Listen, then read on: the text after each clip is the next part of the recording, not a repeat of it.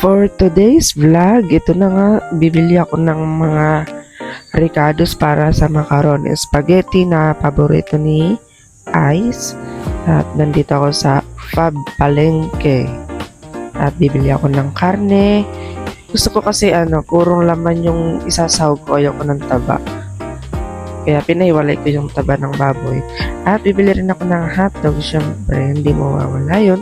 Dahil hindi masarap kapag hindi kumpleto ang ricados ng ating macaroni, spaghetti at ilalaga ko yung hotdog at magpapakulo ako ng tubig para sa macaroni.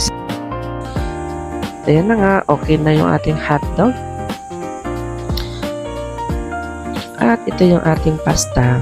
Yan. Nilagay ko na siya dyan para naman mag-uumpisa na ako mekos-mekos ng ating mga ricados habang inaantay ang ating pasta.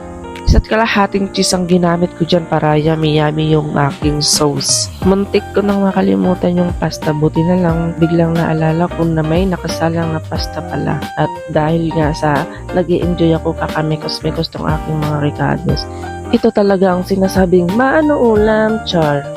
Mga bata ngayon no ganun, maano ulam, char. At ito na ang resulta ng aking macaroni spaghetti.